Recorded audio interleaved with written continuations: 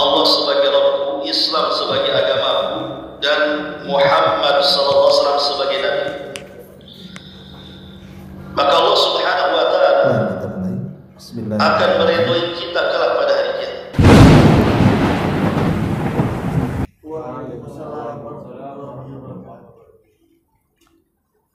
Alhamdulillah, salatu wassalamu ala Rasulillah wa ala alihi wa sahbihi wa mawalah wa la hawla wa la quwwata illa billahi wa ba'du.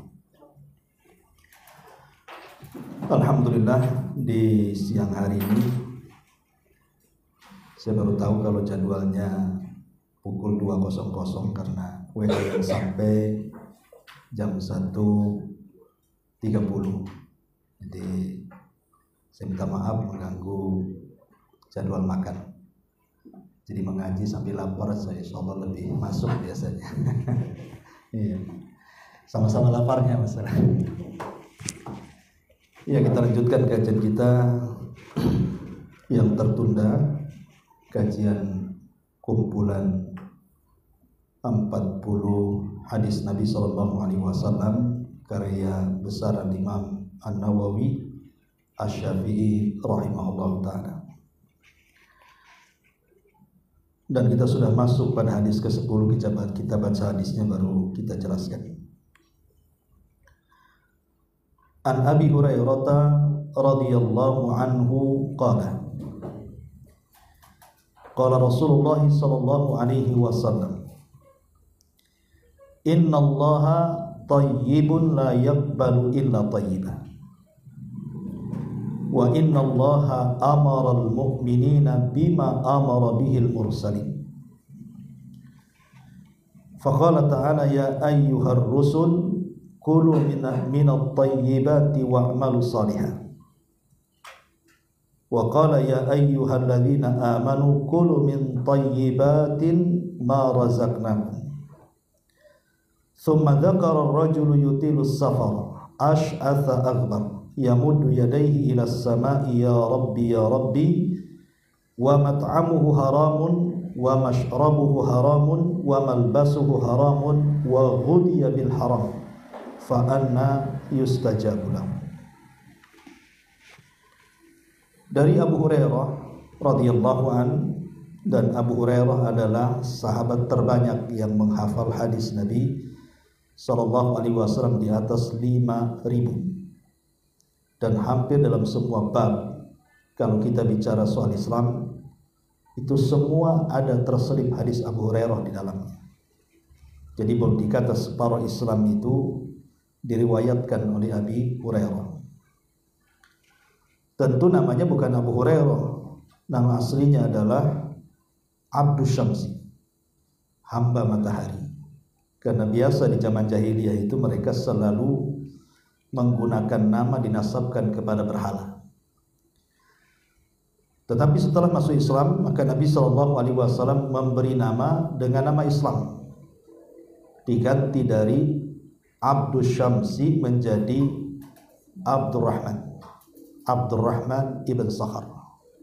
Dan begitu sunnahnya kalau ada mu'alaf yang masuk Islam dan namanya itu terkesan nama agama dia, maka kalau masuk Islam diganti dengan nama Islam. Tetapi karena dia suka kucing, bukan kucing garong ya, kucing kecil, makanya Hurairah itu kucing kecil. Kalau Hirrah itu kucing garong. Jadi kalau Abu Hurairah berarti penyuka anak kucing. Dan tidak mengapa kita juga suka dengan kucing. Tapi karena kucing ini juga najis kotorannya, najis kencingnya, maka harus hati-hati. Sebaiknya kalau merawat kucing ya di teras sajalah, jangan seperti saya lihat di YouTube itu sampai tidur sama-sama kan gitu ya. Ada orang tidur sama kucing tidak mau sama suaminya. Ini kan masalah ya kan. Kita tidak tahu, mungkin dia habis berak, habis kencing, naik pula ke tempat sholat, ke tempat tidur kan. Jadi bahaya ibadahnya. Sementara syarat dari diterimanya ibadah itu harus suci tempat. Boleh artinya menyukai kucing, tapi jangan anjing. Karena anjing itu selain juga haram, kalau merawatnya itu setiap hari dikurangi pahalanya sebesar gunung Uhud. Belum tentu satu hari kita dapat pahala segitu, tapi jelas kurangnya gitu ya. Jadi Abu Hurairah radhiyallahu anhu sahabat yang terbanyak meriwayatkan hadis Nabi SAW secara hafalan. Adapun secara tulisan ada lagi sahabat namanya Abdullah ibn Amr ibn As radhiyallahu anhu. Abu Hurairah radhiyallahu anhu meriwayatkan sebuah hadis dari Nabi sallallahu alaihi wasallam, "Innallaha thayyibun, la yaqbalullahu illa thayyiban." Allah itu baik dan tidak menerima kecuali yang baik-baik. Jadi Allah Subhanahu wa taala itu maha baik dan tidak menerima kecuali yang baik-baik. Maka berilah yang terbaik untuk Allah Subhanahu wa taala. Kalimat la yaqbal, Allah tidak menerima kecuali yang baik-baik. Dalam ibadah itu ada yang diterima oleh Allah Subhanahu wa taala, ada yang tidak diterima. Boleh jadi mungkin tidak diterima karena kurang syarat-syaratnya, atau mungkin melanggar rukun-rukunnya sehingga tidak diterima dan harus diulang. Seperti sholat tanpa wudhu tidak diterima sholatnya sampai dia berwudhu. Atau ketika sholat wajib sanggup berdiri malah duduk, tidak sah sholatnya karena berdiri dalam sholat wajib itu hukumnya rukun. Lain kalau sholat sunnah hukumnya sunnah saja. Tetapi diterimanya amal juga ada dua macam. Jadi ada yang diterima dengan diberikan pahala, ada yang diterima tanpa pahala tapi diterima sholatnya. Contoh umpamanya, Anda sholat tetapi dalam sholat itu seolah-olah tidak sedang sholat. Jadi dari awal sholat sampai akhir sholat itu seolah-olah tidak sedang sholat. Boleh jadi mungkin kepikiran habis bertengkar dengan pasangannya, bertengkar dengan istrinya, bertengkar dengan suaminya, jadi ke bawah sholat. Berencanakan di ngomong apa habis sholat ya. Atau mungkin kepikiran bisnisnya, kepikiran hutangnya, kepikiran mau safar. Banyak perkara yang dipikirkan sehingga ketika takbiratul ihram itu loh, tahu-tahu salam aja nih, gimana ceritanya? Lah apakah kemudian sholatnya ditolak? Tidak diterima. Tapi sholat seperti ini tidak dapat pahala. Tidak perlu diulang maknanya. Sah sholatnya. Tapi apakah dapat pahala atau tidak ya urusan Allah kan begitu. Tapi yang jelas orang sholat seperti ini tidak akan dapat pahala. Ya, karena sholatnya tidak ada khusyuk dan tidak ada ketumakninahan. Jelas akan mengurangi pahala dia. Seperti mamanya contohnya orang yang datang ke dukun. Itu kan sholatnya 40 hari tidak diterima. Seandainya dia sholat, sah sholatnya, tapi tidak dapat pahala dia. Ya, jadi diterima sebuah ibadah di hadapan Allah itu boleh jadi hanya diterima tapi tidak dapat pahala. Tapi juga ada yang diterima dan mendapatkan pahala. Itulah kalimat la yaqbal illa thayyiba. Allah tidak menerima kecuali yang baik-baik, di mana selain diterima juga dia dapat pahala. Karena di zaman dulu kita dengarlah, kalau kita dulu dengar nonton film Robin Hood, ya kan? Itu kan mencuri barang-barang, uang, kemudian disedekahkan kepada fuqara dan masakin. Kan ada tuh cerita kayak gitu ya. Apakah kemudian diterima seandainya Robin Hood itu muslim? Apa diterima tuh ibadahnya Robin Hood? Dia kan mencuri, diberikan kepada fuqara masakin, zahirnya kan bagus. Tapi harta yang disedekahkan kan tidak bagus. Makanya di sini Allah mengatakan innallaha thayyib. Allah itu maha baik. Tidak menerima kecuali yang baik-baik. Dari sini menunjukkan bahwa bukan hanya disalurkan kemana harta itu, tetapi juga akan ditanya dari mana kau dapatkan. Karena dari mana itu menentukan kemana. Kalau seandainya ditanya dari mana kau dapatkan harta, dari yang halal, ketika disalurkan ke yang baik berpahala dia. Tapi kalau ditanya dari mana, dari yang haram, kalau disalurkan kepada yang baik berpahala tidak, karena Allah tidak menerima kecuali yang baik-baik. Itu harus dipahami. Ya. Seandainya kemudian dia punya harta haram, macam mana caranya? Umpamanya dia punya riba, dia nabung di bank, otomatis ada bunganya. Bunganya wajib diambil, jangan tidak diambil. Alasannya riba, ngapain diambil? Jangan, itu sama dengan memberi riba kepada orang bank. Ambil ribanya. Berarti kalau mengambil uang riba berarti ada uang haram itu di dalam diri harta kita. Bagaimana caranya? Maka kita harus berlepas diri daripada uang riba itu dengan cara meniatkan membersihkan harta. tapi bukan disedekahkan, tidak niatnya, hanya membersihkan harta. Dia dapat pahala itu karena ada niat ingin membersihkan hartanya, bukan karena ingin sedekah, karena sedekah dari uang haram tidak akan diterima. Seperti kisah Robin Hood tadi jadinya. Ya, jadi kalau ingin membersihkan harta yang sudah ada pada diri kita, maka selamatkan dengan cara membersihkan harta. Atau umpamanya dulu pernah dapat judi online atau judi togel, dapat banyak dia. Satu hari dapat togel, diceramai kiainya, sadar dia. Nah, kemana nih uang ini? Apa disedekahkan? Tidak akan diterima sedekah itu. Caranya apa? Dengan cara dilepaskan. Ya, dilepaskan itu bukan dalam rangka sedekah, tidak. Mungkin carilah bangunan-bangunan umum yang sifat-sifatnya dihinakan, seperti pembuatan jalan, jembatan, atau mungkin WC-WC umum di pesantren, di masjid, di yayasan, panti asuhan yang sifatnya umum. Ya, dan niatnya bukan sedekah, ingat. Niatnya itu membersihkan harta. Di situ letak pahalanya. Nah, di sini Rasulullah SAW mengatakan, Innallaha thayyibun la yaqbalu illa thayyiba. Allah itu baik, tidak menerima kecuali yang baik-baik. Kemudian Nabi SAW mengatakan, wa innallaha amaral mu'minin bima amara bihil mursalin. Dan dalam masalah ini Allah Subhanahu wa ta'ala telah memerintahkan orang-orang yang beriman persis seperti perintah Allah kepada para utusan. Kemudian Rasul menyebutkan dua ayat. Ayat yang pertama, ya ayyuhar rusul kulu min thayyibati wa'malu salihah. Wahai para utusan, para rasul, para nabi, makanlah dari yang baik-baik dan beramalah dengan amal yang baik. Wa qala ta'ala, dan Allah juga berfirman, ya ayyuhalladzina amanu kulu min thayyibati ma razaqnakum. Wahai orang-orang yang beriman, makanlah dari yang baik-baik yang kami rizkikan kepada kalian. Jadi perintah memakan makanan yang baik itu adalah bukan hanya perintah kepada kita, jadi kepada seluruh para nabi juga diperintahkan. Maknanya kalau semua para nabi yang tidak mungkin memakan yang haram diperintahkan untuk makan yang baik, apalagi kita yang bukan nabi. Berarti ayat ini lebih pas untuk kita. Ma'asyiral muslimin wal muslimat rahimakumullah. Sebelum saya lanjutkan, ada sedikit faedah. Kita tahu bahwa para salaf, maksudnya para salafun saleh, itu sangat takut sekali dengan satu ayat di dalam Al-Quranul Karim. Ayat apa itu? Innama yataqabbalullahu minal muttaqin. Ayat yang menceritakan tentang kisah Qabil dan Habil. Jadi dahulu kisahnya mungkin sudah ma'ruf semuanya.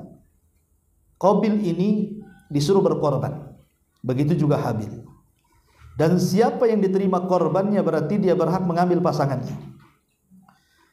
Karena Qabil ini memang dari awal sudah hasad dengan Habil, makanya dia sangka bahwa ini adalah perintah asal-asalan dari ayahnya Adam.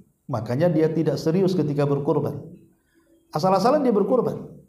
Sementara Habil itu karena mewarisi sifat ayahnya Adam, dia tahu ini dipersembahkan untuk Allah, tidak mungkin kecuali yang baik-baik. Makanya kemudian Habil pun berkorban dengan kambing yang paling layak untuk dikorbankan. Dan Allah takdirkan, Allah terima korbannya Habil dan Allah tolak korbannya Qabil. Kemudian Qabil marah, karena marahnya dia mengancam Habil untuk membunuh dia. Tapi Habil hanya menjelaskan, kenapa korbanku diterima sementara korbanmu ditolak. Allah Subhanahu wa ta'ala mengatakan perkataan Habil, innama yataqabbalullahu minal muttaqin. Ingat bahwa kurban itu akan diterima oleh Allah Subhanahu wa ta'ala kalau ada dasar takwa. Kalau tidak ada ketakwaan dalam hatinya, enggak mungkin diterima. Lah ayat inilah kalimat yang terakhir yang membuat para ulama dulu sangat takut. Innama yataqabbalullahu minal muttaqin. Allah itu hanya menerima amal apapun dari orang-orang yang bertakwa. Pertanyaannya, apakah kita ini sudah bertakwa atau tidak? Dan siapa yang bisa mengetahui kita bertakwa atau tidak? Dan siapa yang bisa menilai saya bertakwa atau tidak? Itu tidak ada yang tahu kecuali Allah Subhanahu wa ta'ala. Disitulah kaum salaf dulu sangat takut. Karena tidak bisa menilai orang ini takwa atau tidak. Karena itu kan amalan hati takwa itu. Makanya ayat ini sangat ditakutkan mereka. Sampai-sampai saya nukilkan beberapa perkataan ulama salaf. Di antaranya adalah perkataan Al-Fadalah ibn Ubaid rahimahullah ta'ala. Apa kata Fadalah ibn Ubaid ini? Qala la an a'lamu anna Allah taqabbal minni mithqala habbatin ahabba ilayya minad dunya wa ma fiha li'annahu ta'ala yaqul innama yataqabbalu Allahu minal muttaqin. Kalau seandainya aku tahu, kata Fudalah ini kan ulama besar, ulama ahli ibadah, padahal Fudalah ini dia mengatakan, kalau seandainya Allah tahu satu butir biji gandum dari amalanku diterima oleh Allah Subhanahu wa taala, itu lebih baik daripada dunia dan isinya. Karena Allah Subhanahu wa taala mengatakan innama yataqabbalullahu minal muttaqin. Allah hanya menerima amal dari orang-orang yang bertakwa. Berarti kalau kita tahu nih, walaupun sebiji dzarrah amalan kita ini diterima, berarti kita ini termasuk orang yang bertakwa, itu masalahnya. Tapi masalahnya siapa yang tahu? Makanya Abi Dzar Al-Ghifari radhiyallahu an, orang yang paling zuhud, rajin ibadah pun dia mengatakan, apa kata Abi Dzar Al-Ghifari?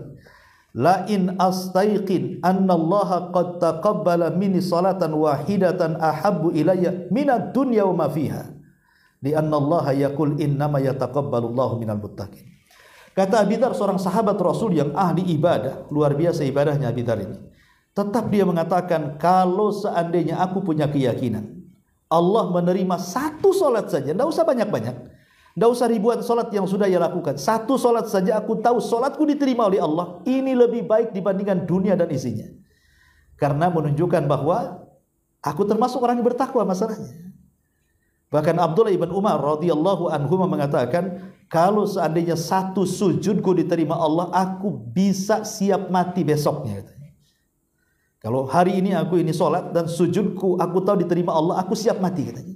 Kenapa? Karena mati di atas ketakwaan. Lah dari sini menunjukkan bahwa inilah ayat yang paling ditakutkan oleh para ulama. Jangan sampai kemudian kita ini beramal tapi tidak diterima.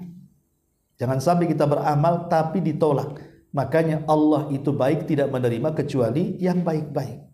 Dan Allah itu baik secara namanya, secara sifatnya, secara perbuatannya, dan begitu seterusnya. Nah di sini Nabi SAW mengatakan bahwa lah di antara sifat Allah baik dan tidak menerima kecuali yang baik-baik adalah persoalan makan dan minum kita. Disinggung di sini, dan ini kesempurnaan Islam sampai menyinggung soal makanan yang kita makan dan minuman yang kita minum. Di mana perintah kepada para rasul itu disamakan dengan perintah kepada kita kaum muslimin. Allah perintahkan para rasul, makanlah dari yang baik-baik dan beramalah saleh. Dan Allah katakan kepada orang yang beriman, makanlah dari yang baik-baik yang kami rizkikan kepada kalian. Di sini perintah bahwa kita disuruh memakan dan meminum dan memasukkan sesuatu kepada badan kita, sesuatu yang halal. Kemudian hadis ini ditutup. Nabi SAW menceritakan tentang seorang laki-laki yang baru datang dari safar. Ingat, safarnya orang Arab di zaman dulu beda dengan safarnya di zaman sekarang. Kalau safar di zaman sekarang kan istilahnya dandan dari rumah ke Jakarta, sampai Jakarta itu dandanannya masih bagus kan itu. Karena naik mobil pakai AC, sampai di bandara pakai AC, naik pesawat pakai AC, turun juga di bandara sana pakai AC, dijemput mobil AC, sampai rumah ada AC, tak ada keringat-keringatnya. Ya masih ganteng lah kan itu. Paling tisu satu lembaran untuk ngusap-ngusap sikit lah kan itu. Tapi zaman dulu tuh kan kalau safar di padang pasir, mau segaya apapun jadi jelek kan itu. Karena pasti kena debu, pasti kena kotoran, pasti akan aut-autan tuh rambutnya tuh. Jadi Rasul menceritakan orang safar, orang ini susah karena tidak punya kendaraan. Kalau dulu kan mungkin orang kaya punya unta, punya kuda. Ini enggak, orang susah, jalan kaki, ya, ke tengah-tengah padang pasir. Gimana ceritanya itu? Apa enggak susah kehidupannya? Kemudian dia tidak tahan dengan kefakirannya. Akhirnya dia berdoa kepada Allah Subhanahu wa taala, mengatakan ya Rabb, sambil memelas dia mengatakan, ya Allah, kabulkan doaku, ya Allah, kabulkan doaku. Tapi sepanjang waktu dia berdoa tidak ada tanda-tanda dikabulkan doanya. Padahal dia mengangkat kedua tangan, dia pun merengek kepada Allah, kondisinya sedang safar dan dia pun susah. Harusnya orang seperti ini dikabulkan doanya. Karena dia sudah mengumpulkan berapa syarat doa? 5 syarat doa. Ya. Pertama, dia musafir. Doanya musafir itu mustajab. Jadi kalau Anda ini ada tamu orang jauh, ya, orang yang memang sudah dianggap safar, seperti dari Padang datang ke Batam, dari Jawa datang ke Batam, dari mana-mana lah pokoknya yang jauh-jauh, berarti doanya mustajab. Minta doa orang-orang kayak gini nih, ya, sambil disogok dengan makanan-makanan enak, bawa ke restoran enak kan itu. Minta doanya panjang-panjang, ya. Kalau nggak dikasih apa-apa, kuah gelas aja doanya pendek nanti. Kan itu harus kasih enak-enak baru minta doanya. Itu mustajab doa musafir itu. Ya. Kemudian orang-orang yang dalam kondisi sulit, kesulitan, orang-orang fakir, itu mustajab doanya orang-orang fakir, jangan salah. Orang-orang yang susah hidup itu kalau berdoa mustajab doanya. Kenapa? Karena biasanya doa mereka tidak dibuat-buat. Bahasa kerennya tidak pencitraan doanya itu. Ya, tapi kalau orang-orang kaya, ya doanya itu hanya seremonial saja. Berapa silahkan doa itu udah ditulis doanya, kan seremonial saja, hanya untuk melengkapi acara. Harus ada doanya. Tapi kalau doa orang-orang susah itu memang mereka tulus kan gitu. Makanya doa orang-orang susah itu mustajab. Inilah pentingnya kita membantu mereka, ya, menyumbangkan sebagian sedikit harta kita untuk bantu mereka, karena kita juga butuh doa mereka. Doa mereka itu mustajab. Ya. Kemudian yang ketiga di antara syarat diterima doa adalah dia mengangkat kedua tangan. Dan Allah malu apabila kita mengangkat kedua tangan, tiba-tiba Allah kosongkan tangan kita. Allah malu. Dalam sebuah hadis, innallaha hayyun karim. Allah itu sudah malu, karim lagi, maha pemurah. Dan juga yastahi min abdihi idza rafa'a yadayhi an yaruddahu masifra. Jadi Allah itu malu kalau seandainya habis berdoa mengangkat kedua tangan, tiba-tiba Allah kosongkan kedua tangannya. Allah malu, artinya Allah pasti akan dijabah. Artinya ketika orang mengangkat kedua tangan itu sebab diterimanya doa. Kemudian yang keempat, dia pun mulih. Mulih itu artinya seperti anak kecil meminta sesuatu kepada orang tua. Sajengkel-jengkelnya kita orang tua, kalau anak-anak sampai guling-guling kasihan juga, lama-lama dikasih juga kan. Itu kepada makhluk tuh. Macam mana kepada Allah Azza wa Jalla. Kemudian dia menyebut kalimat Rabb. Itu menunjukkan tauhid. Ya Rabbi, Ya Rabbi. Ya, ketika kita berdoa menyebut nama Rabb pasti diijabah. Pertanyaannya, orang ini sudah punya 5 syarat dikabulkan doa. Tapi kenapa ditolak doanya? Rupanya Nabi SAW berikan alasannya. Kata Nabi SAW, bagaimana akan diterima doanya? Wa mat'amuhu haramun, wa mashrabuhu haramun, wa malbasuhu haramun, wa ghudhiya bil haram, kata Rasul. Pertama, makanan minumnya haram. Dia makan yang haram, dia minum yang haram. Baik haram itu secara zatnya atau cara pembeliannya. Secara zatnya umpamanya minum khamr, memang haram zatnya. Mau dibeli dari harta halal pun namanya zatnya haram, ya tetap haram. Makan daging anjing, makan daging babi, walaupun dibeli dari hasil yang halal tetap haram karena zatnya haram. Ya. Ataupun haram itu karena belinya, uang yang dibelikan itu. Mungkin bendanya halal.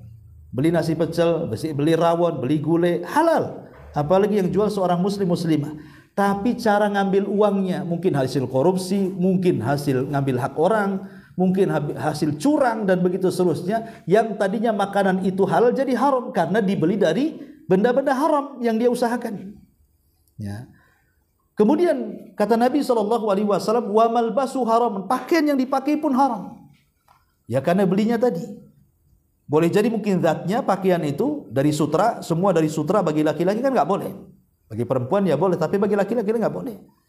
Atau cara membelinya dia bukan sutra, mungkin batik gitu ya, atau pakaian merah putih gitu ya, tidak masalah kan gitu. Tapi caranya dia mencari dari harta yang diharamkan, tetap haram pakaiannya.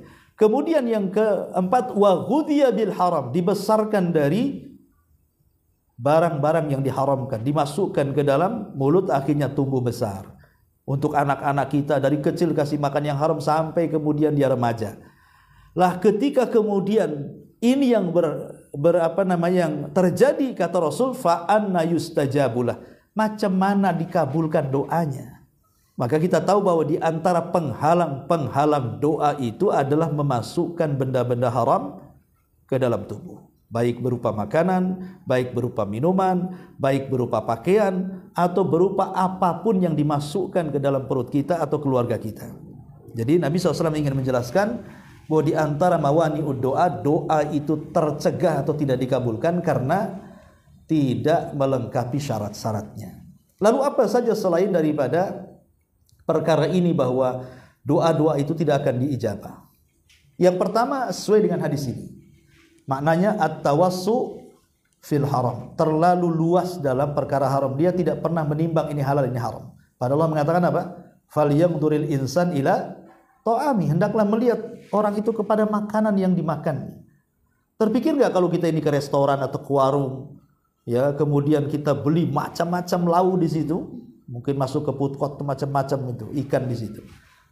Rasul menyuruh kita memandang makanan itu, bukan dipandang enak tidaknya, lauknya apa, bukan. Berpikir ini saya beli uang dari mana? Nah, gitu maksudnya. Disuruh kita berpikir melihat makanan itu, pertama zatnya apakah halal apa haram, yang kedua saya ini sudah benar nggak membelikan makanan untuk keluarga ini. Nah, ini yang pertama. Yang kedua, al-isti'jal wa tarkud du'a. Di antara yang mencegah doa itu tidak dikabulkan adalah tergesa-gesa. Maksudnya tergesa-gesa apa? Tergesa-gesa itu artinya dia selalu protes dan mengatakan da'autu falam yastajibli. Aku sudah sering berdoa kok tidak dikabulkan ya. Lah kalimat ini justru penghalang doa. Kan sering saya itu di masyarakat mendengar itu. Aduh saya ini sudah doa. Jadi kalau kita nasihati banyak-banyak berdoa lah. Ada sudah banyak doa kali, udah ratusan kali saya berdoa. Kan ada tuh di masyarakat yang ngomong gitu. Justru kalimat itu menjadikan doa tidak akan diterima. Karena itu masuk dalam bab istijal. Terburu-buru. Jangan mengatakan aku sudah banyak berdoa tapi tidak dikabulkan. Kalimat ini bisa mencegah doa tidak akan dikabulkan. Ini yang kedua. Yang ketiga, ya, bahwa di antara doa yang tidak dikabulkan juga adalah selain daripada istijal, irtikabul ma'asi wal muharramat, terlampau banyak maksiat, ya. Terlampau banyak maksiat dan melakukan yang diharamkan Allah Subhanahu wa taala. Kenapa demikian? Karena ada ayat umum yang mengatakan innallaha la yughayyiru ma biqaumin hatta yughayyiru ma bi anfusihim. Innallaha la yughayyiru biqaumin hatta yughayyiru ma bi anfusihim. Allah tidak akan merubah sebuah kaum sampai kaum itu mau merubah diri sendiri. Jadi bagaimana kita akan merubah, ingin sukses gitu ya dalam kehidupan dunia atau dalam kehidupan akhirat, sementara kita tidak pernah merubah diri kita, tidak meninggalkan maksiat dan mungkar, ya percuma lah kan begitu. Nah, di sini juga salah satu pencegah di mana doa ditolak ketika kita terlampau banyak melakukan maksiat dan yang diharamkan. Kemudian yang keempat, tarkul wajibat, meninggalkan kewajiban, seperti meninggalkan sholat 5 waktu, ya, meninggalkan berbakti kepada orang tua, atau istri mungkin meninggalkan kewajiban hak dia kepada suami, atau seorang suami juga meninggalkan hak kewajiban kepada istri tidak memberikan nafkah, dan banyaklah kewajiban-kewajiban dalam kehidupan ini. Lah orang yang banyak meninggalkan kewajiban, baik kewajiban kepada Allah ataupun kepada makhluknya, maka ini kata ulama juga salah satu penyebab doa itu tidak dikabulkan. Atau boleh juga yang terakhir, yang keenam, boleh juga ini adalah hikmah Rabbani. Hikmah Rabbani itu maksudnya syaratnya sudah terpenuhi. Maksudnya syarat-syarat dikabulkan doa itu sudah terpenuhi. Dan larangan-larangan yang menjadikan doa itu tertolak juga sudah dijauhi. Tapi kok tidak dikabul-kabulkan doanya? Boleh jadi ini hikmah Rabbani artinya. Hikmah Rabbani itu begini contohnya. Kenapa kita ini berdoa kepada Allah agar dimudahkan dunia, dilancarkan usaha, kok makin sempit saja? Kok makin susah saja usaha? Boleh jadi kalau Allah kabulkan doa kita yang tadinya miskin jadi kaya, boleh jadi kita melampaui batas. Sehingga Allah tidak kaya-kayakan dia, sengaja dimiskinkan aja, biar tidak melampaui batas. Karena Allah mengatakan kalla innal insana la yatgha an ra'ahu istaghna. Manusia itu akan mudah melampaui batas, kata Allah, kalau rizkinya dibentangkan banyak-banyak. Atau boleh jadi mungkin kita sakit, kita berdoa kepada Allah, ya Allah sembuhkan saya, Allah sembuhkan saya. Boleh jadi kalau sudah sembuh maksiat lagi dia. Ya. Ketika dia sakit masihlah dia berdoa, doa kan ibadah. Masihlah ingat Allah, ingat mati, akhirnya kemudian dia sholat, ngaji, dengerin ceramah, dengerin apa, itu waktu sakit, takut mati nih. Kemudian dia pengen sembuh, ketika sembuh, maksiat lagi, lebih parah dibandingkan dia sakitnya. Padahal ketika sakit dia bercita-cita, kalau saya sembuh saya akan sholat. Justru ketika dia sembuh tidak sholat, ngajak orang tidak sholat lagi. Dia pula yang merobohkan masjidnya. Ya. Kadang-kadang seperti itu hikmah dari Allah kan. Ya. Ataupun kenapa orang kaya gitu ya, kita yang memandang kenapa sih anu itu kok bentang-bentang tikar aja kok kaya terus kok nggak miskin. Boleh jadi Allah tidak buat dia miskin. Kalau miskin dia bisa kufur. Itu hikmah semuanya kan. Makanya apa yang kita anggap baik belum tentu baik di hadapan kita, boleh jadi buruk di hadapan Allah. Sesuatu yang kita anggap buruk di mata kita belum tentu juga buruk di mata Allah. Bisa saja di balik itu ada kebaikan. Makanya Allah mengatakan wa asa an takrahu syai'an wa huwa khairul lakum. Boleh jadi yang Anda anggap buruk itu baik pula di hadapan Allah. Seperti dulu saya ceritakan ada seorang kakek berpoligami. Ya. Kakek ini berpoligami. Dia anaknya sudah banyak, kaya raya. Dia sudah dapat istri cantik, cuman sudah tua masalahnya, hilang cantiknya. Ya, kemudian anaknya banyak. Akhirnya karena kaya, dia ingin berpoligami. Orang kaya itu cuma satu, pasti ingin kawin lagi kalau laki-laki. Kalau perempuan ya banyak-banyakin tas, banyak-banyakin sepatu kan itu. Banyak-banyakin emas dan begitu seterusnya, lebih ke perhiasan. Kalau laki-laki itu pasti ke situ. Jadi ada orang tua ini karena masih kaya ingin poligami, dapatlah anak gadis. Subhanallah. Anak gadis ini dia rela dinikahi kakek-kakek ya karena masalah urusan dunia. Kan banyak viral di negeri kita juga kan. Ada kakek-kakek nikah dengan umur 15 tahun ya karena dia kaya. Kalau dia miskin mana mau, nenek-nenek pun tak mau. Ya. Apalagi seorang gadis kan biasanya hanya melihat kekayaan saja, entah dipaksa orang tuanya atau mungkin karena kehendaknya. Ya. Akhirnya menikah dengan mahar yang besar. Entah kenapa di malam pernikahan itu ketika hendak diajak berhubungan nolak si gadis ini. Entah jijik, entah apa, pokoknya ditolak dan minta dicerai malam itu juga.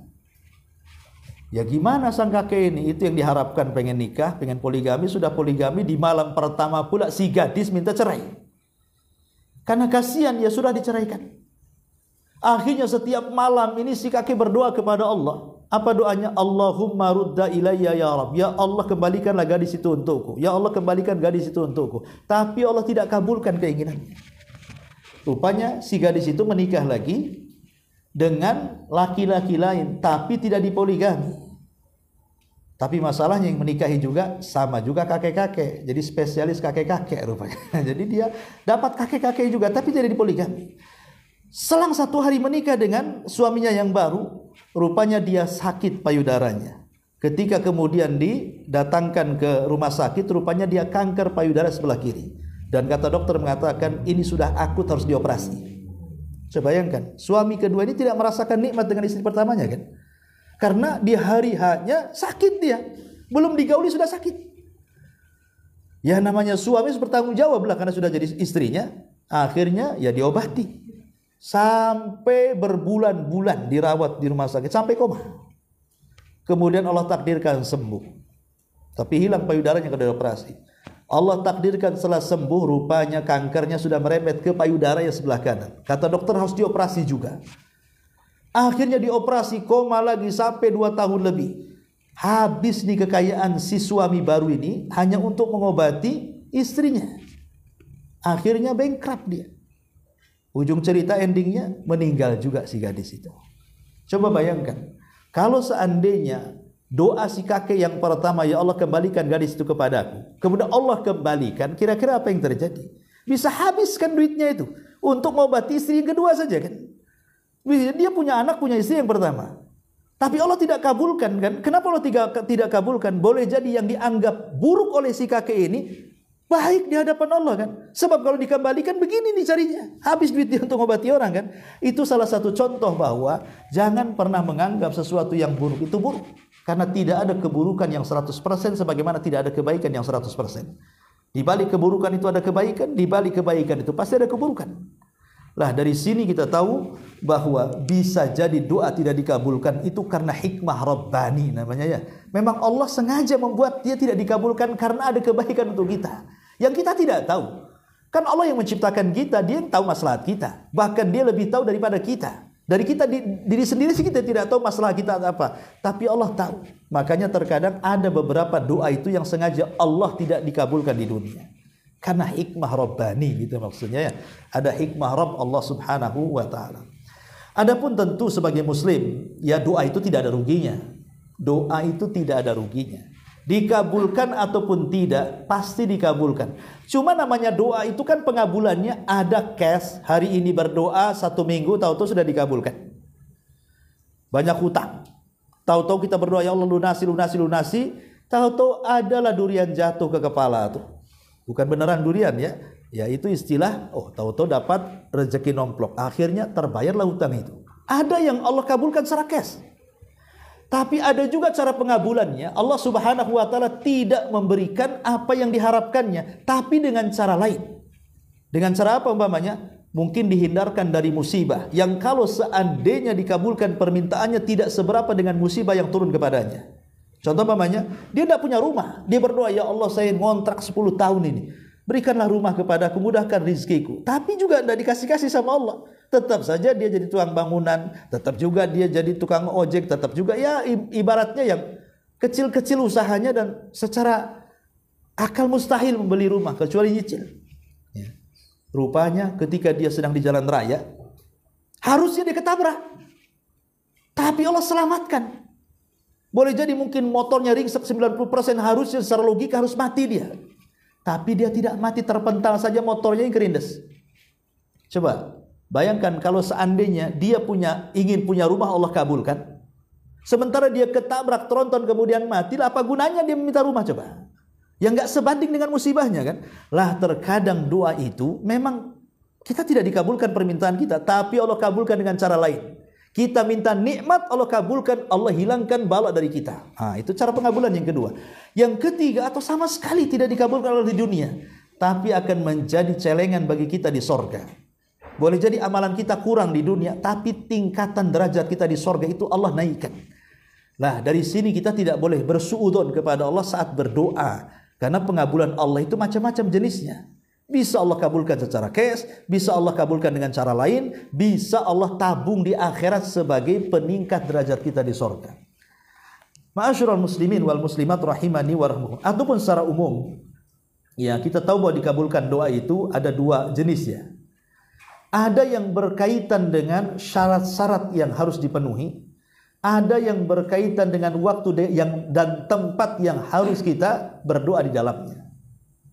Dan kalau kita gabungkan, cara doanya sudah bagus, kemudian tempatnya tempat bagus, waktunya waktu bagus, insya Allah tidak mungkin ditolak doanya.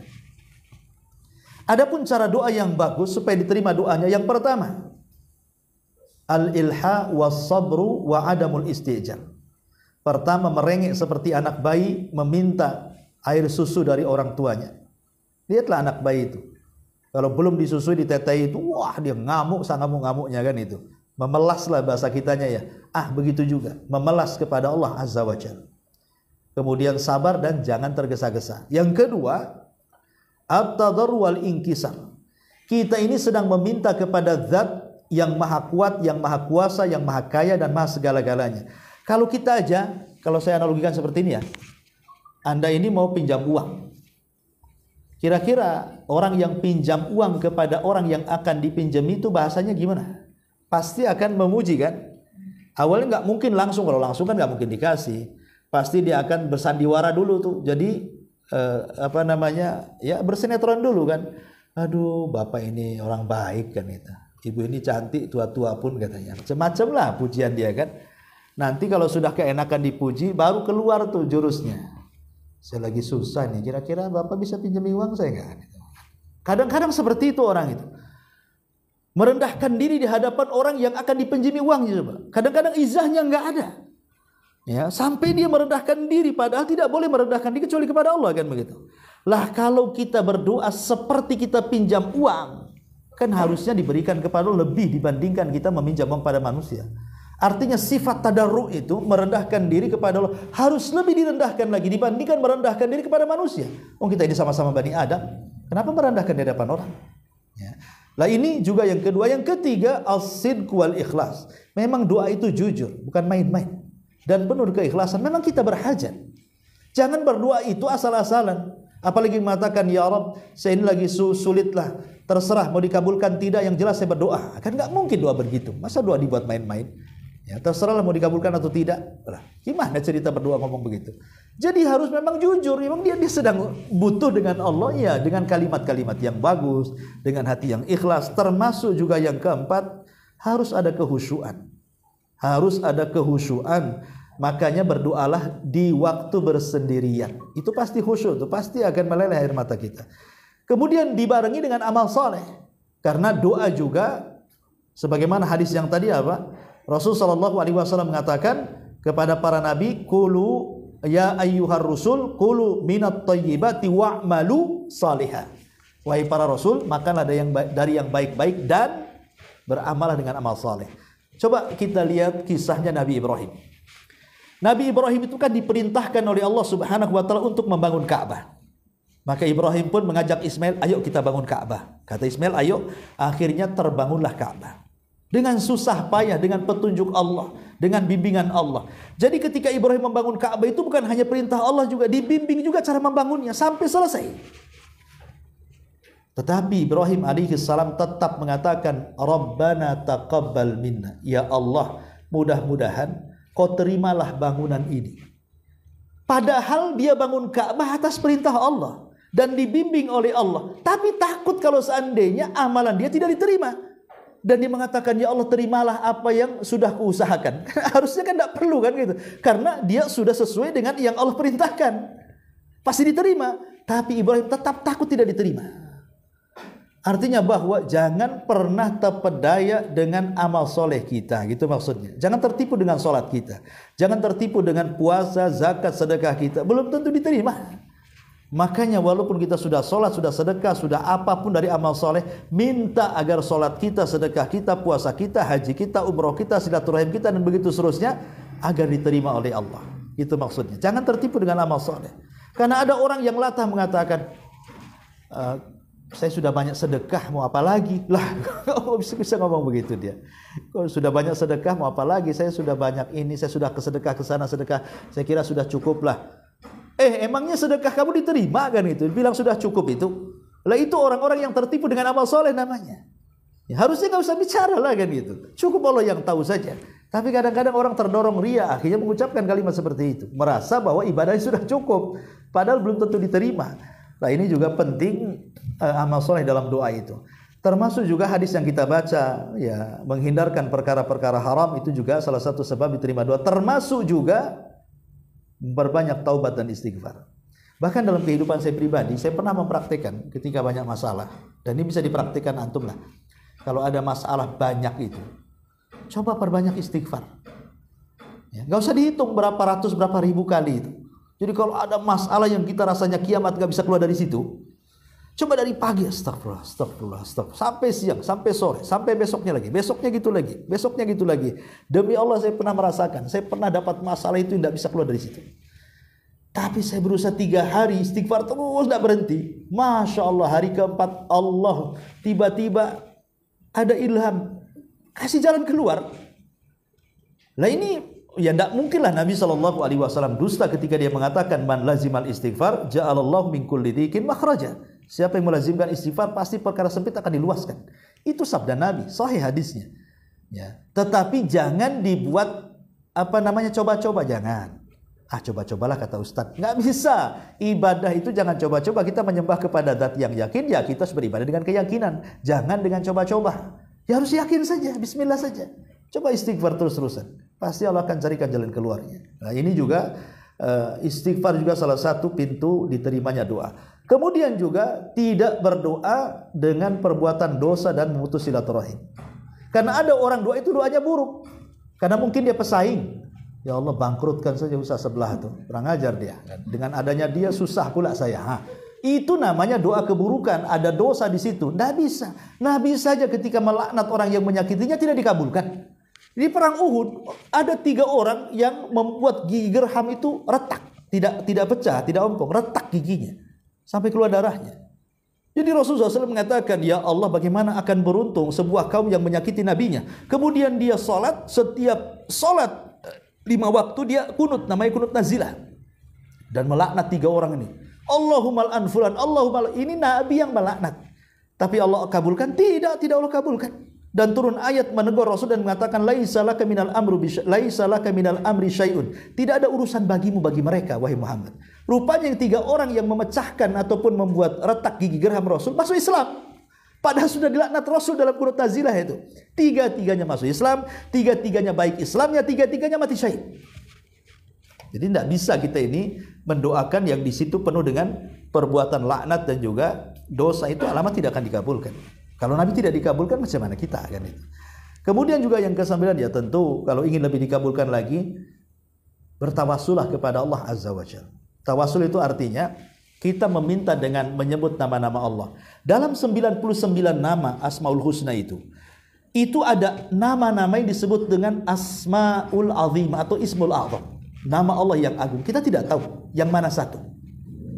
Memang ulama berselisih pendapat, maksudnya Ismul A'zam, nama yang agung itu ada yang mengatakan Al-Mannan, ada yang mengatakan Al-Hayyu Al-Qayyum, ada yang mengatakan Al-Jalal, Yadal Jalali wal Ikram, ada yang mengatakan Allah, ada yang mengatakan Rabb, macam-macam. Khilaf ulama lah tentang mana nama Allah yang disebut dengan Ismul A'zam itu. Tapi dalam 99 nama itu, seperti Aisyah mengatakan, ketika ditanya Aisyah, Lailatul Qadar itu hari apa? Kata Aisyah, Lailatul Qadar itu sama dengan Ismul A'zam dalam Asmaul Husna. Kalau saya tidak tahu di tanggal berapa, 21 kah, 23 kah, 25 kah, 27 kah, 29, maka Ismul A'zam dalam Asmaul Husna juga saya tidak tahu. Ya. Tapi kalau kita ingin bertepatan dengan Ismul A'zam ketika berdoa, baca aja semuanya. Pasti bertepatan itu. Kalau kita membaca nama Allah yang 99, pasti bertepatan dengan Ismul A'zam, dengan nama Allah yang agung. Apa maksudnya Ismul A'zam itu? Rasul mengatakan, idza du'iya ajab wa idza su'ila a'ta. Siapa yang bertepatan dengan Ismul A'zam dalam Asmaul Husna ketika berdoa, apabila berdoa dipastikan dikabulkan, apabila meminta dipastikan akan dipenuhi permintaannya. Itu hadisnya seperti itu.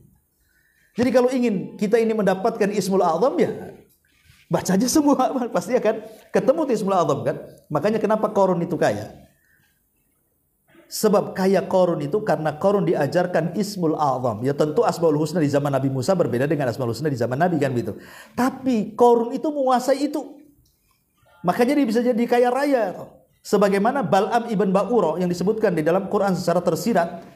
Kenapa dia jadi ulama besar sehingga doa-doanya dimustajab sampai Bani Israil kalau minta doa itu kepada Bal'am ibn Ba'ura? Karena Bal'am itu menguasai Ismul A'zam. Lah dalam Asmaul Husna itu ada Ismul A'zam yang kita tidak tahu.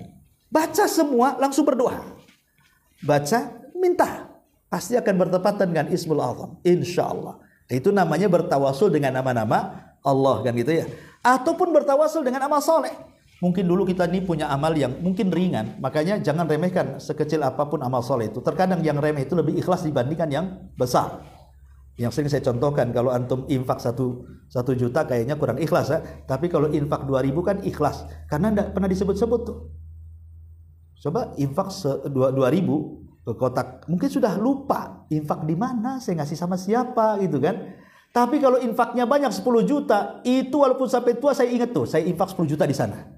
Ya, masih ingat kan? Makanya amal yang ringan itu terkadang itu lebih ikhlas dibandingkan amal besar kan. Tapi bukan berarti infaknya 2.000 terus biar ikhlas, nggak mau 10 juta kan itu. Takut tidak ikhlas, ya itu salah. Maksudnya kalau beramal dengan berat dengan ikhlas, dengan beramal kecil ikhlas ya lebih baik besar kan gitu.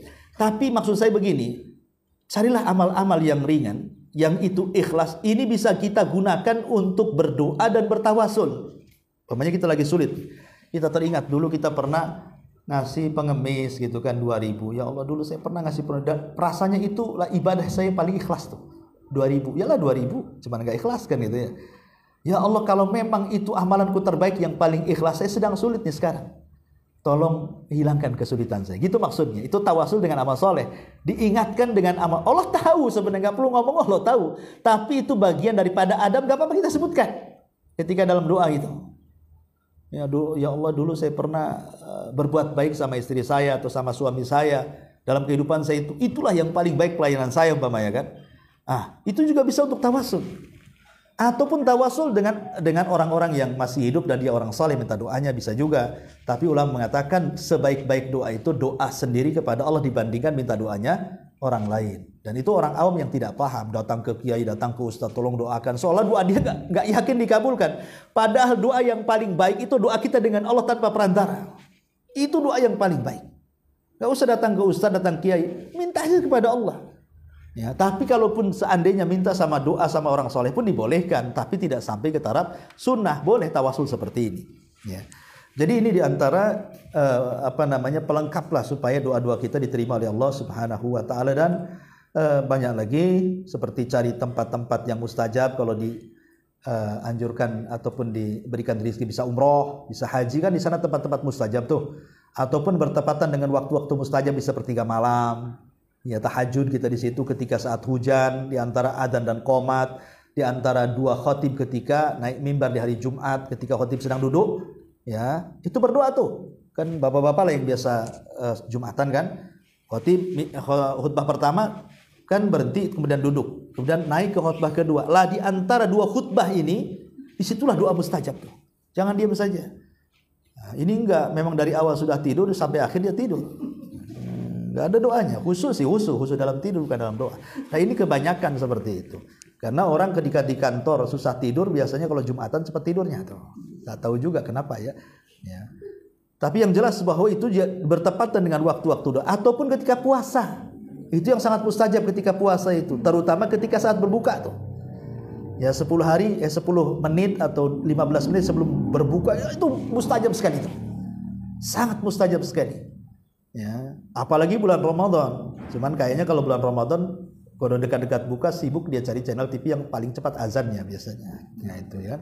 Kemudian juga setelah sholat wajib jelas. Ya, kemudian di hari Jumat pada asar sampai maghrib jelas. Kemudian ketika safar, kemudian juga doa dari orang yang tidak tahu dia mendoakan kita. Makanya kenapa kita disuruh berbuat baik sama orang? Supaya orang itu mendoakan kita dan kita tidak tahu. Ya. Doa orang yang tidak tahu sedang didoakan itu mustajab. Bapaknya kita mendoakan saudara kita yang mungkin ada kawan kita yang dipecat. Karena dia baik sama kita, ya Allah mudah-mudahan dia dapat pekerjaan di luar sana lebih baik. Dia tidak tahu kalau kita sedang doakan kan? Itu mustajab itu. Karena ada hadisnya, barang siapa yang berdoa kepada saudaranya, manda ila akhihi bi dhahri ghaibi, kata Rasul, barang siapa yang berdoa kepada saudaranya dan dia tidak tahu dalam kegaibannya, qalal malaku walaka mithlu, maka malaikat akan datang, kau juga akan dapat yang sama seperti yang kau doakan kepada orang. Kan gak ada ruginya kita mendoakan orang, karena ketika kita mendoakan sama dengan mendoakan diri sendiri kan. Malaikat mengatakan dan engkau juga akan mendapatkan hal yang sama. Kalau kita mendoakan ya Allah semoga sukses, malaikat datang semoga kamu juga sukses. Ya Allah jangan itu anak orang tuh kok nakal kali gitu. Ya Allah kasihan orang tuanya. Jadikan dia anak yang soleh. Malaikat datang, anakmu juga mudah-mudahan soleh. Itu maksudnya. Kan gak ada ruginya sebenarnya kan. Makanya dalam ilmu parenting itu, kalau kita membahas tentang ilmu parenting, salah satu supaya anak kita itu menjadi baik adalah dengan mendoakan anak orang supaya baik. Ya. Jangan ego, asik anak kita saja sudah doakan tak baik-baik, anak orang kita doakan.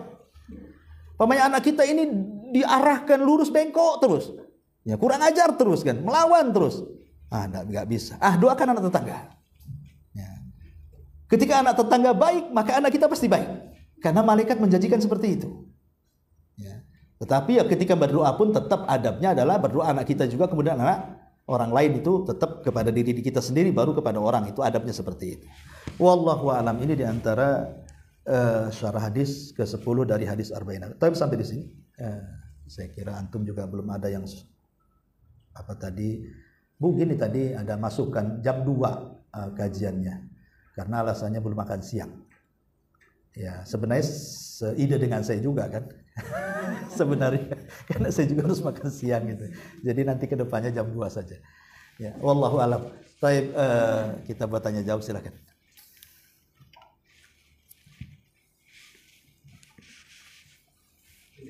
Silakan.